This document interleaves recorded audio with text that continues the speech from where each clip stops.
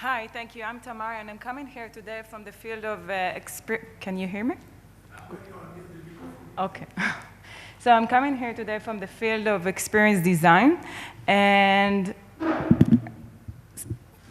from yesterday, with their very inspirational talks from yesterday and today, I could not thinking about two words, passion and fear.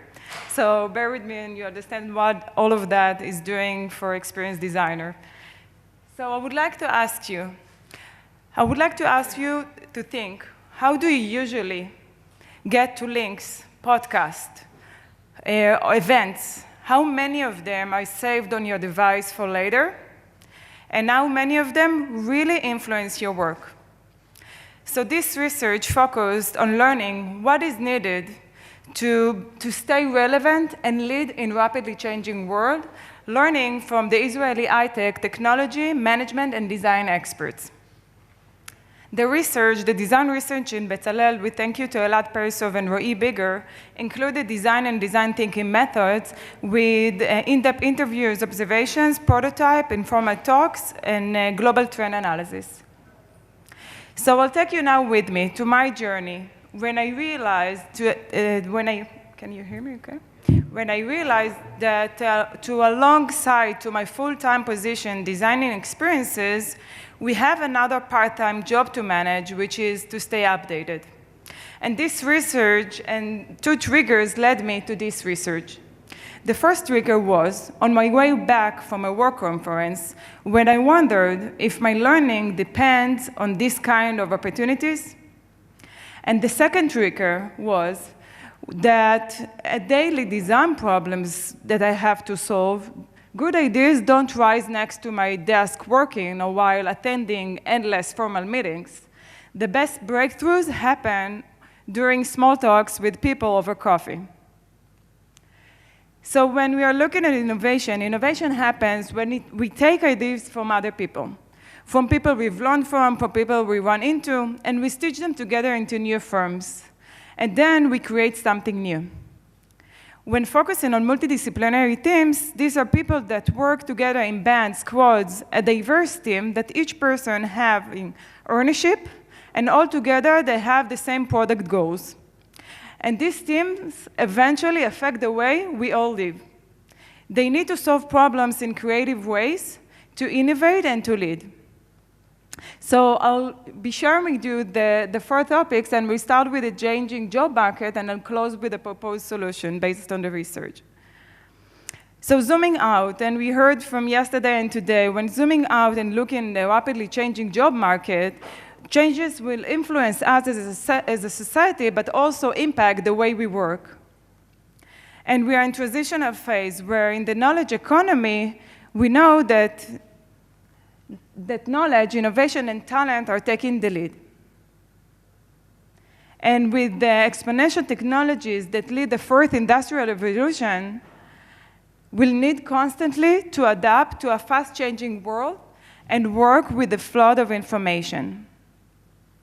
So now, when we look deeper in the competition on three levels, we see that companies, corporate and startups, they need to meet consumer preferences with short time to market. And in order to lead, they depend directly on the employment of experts with the right skills and knowledge. While competing over talents, they're knowing that sooner or later, most of the employees will pivot into a new opportunity. In the middle, we have teams. Teams, to innovate and move fast, they need flat hierarchy, they need flexibility, good collaboration, and communication. And in these teams, we have the individuals. For individuals to solve problems in creative ways, acquiring new knowledge and stay updated is constant work. So under extreme competition, and when problems are changing and technology keeps changing, creativity is an economic force. It's an infinite resource and evolves via the combination of learning, work experience, and social interactions. And we know that creativity is essential for essential for success in any discipline and business. It's the natural ability, not just for designers, the natural ability to come up with new ideas and the courage to try them out. And the creativity will be even more essential for teams while dealing with complex data with the increased use of AI, machine learning, and automation. So like in this example, the team is dealing with Autodesk generative design process for NASA. And these teams need complex skills. Complex skills are like critical thinking, problem solving, and lifelong learning.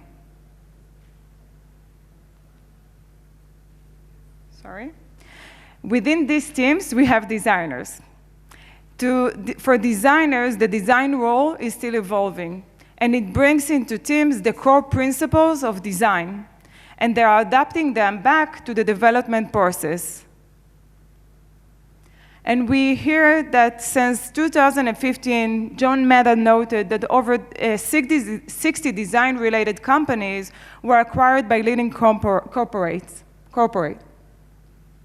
And in this corporate, like integrating design into the innovation process, and teams, when they are not just talking about great experiences and they are using the tools, but rather experience is part of the company, part of the company's culture and DNA, then all of us, we see products offering great experiences from the very first day. So design helps to translate technological innovation into user values. And companies, in return, translate it to business value. Then design becomes a strategic tool, as a link where technology meets society. And designers, we know that we all need, not just for designers, we all need more change agents with social human responsibility when design is leading in the core values for betterment and leading in the ethical debates. And we know that leaders are not those who say they are experts, but leaders are those who define themselves as constant students, regardless of status. So who are the future experts? I'll share with you in 6 insights, based on the patterns, what can help us lead and be relevant in innovative teams. So Tim Brown taught us. He taught us about the T-shaped people with deep understanding, expertise, and broad knowledge. But what's next? So we know that in rapid change and other competition, when there is no safe zone today, we must evolving to be relevant. And we are being measured constantly by our flexibility to keep learning and our ownership and self-motivation. And when we are looking at experts' journey, we see 2 triggers that leading them to search for new information. The first one is when they need something to solve. When they solve a problem, when they have a challenge, they're going to look for new information. And the second one is to stay updated, and they are doing that at specific time during breaks over coffee. And what was really interesting to see that in the patterns that all experts are always thinking ahead about the next role. And they are interested in experimentation and experiences that build skills. And if you count how many connections or friends you have, experts invest in networks. A professional network is based on teamwork, and these are key people that enjoy mutual help to cut through the information overload. So if anyone asks you during an interview, where do you see yourself after the next role? That is because they understand the rules of the new game.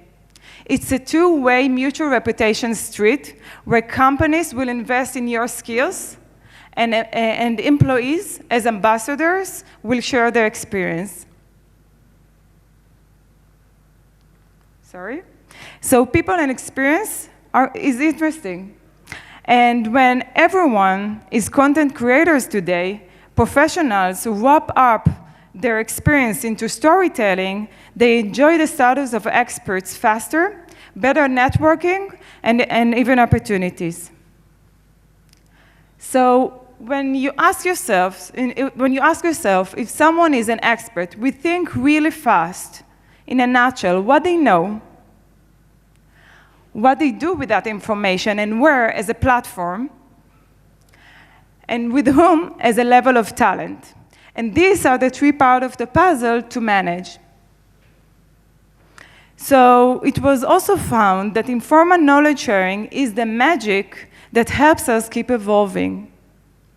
When teams shares information, that's good. But when they succeed having a collaboration and a dialogue, that creates a spiral of knowledge between them. And in the dialogue, team members play different roles. They need relevant information to share back with the team. That is how they gain credibility, and that is how they solve problems and face challenges. So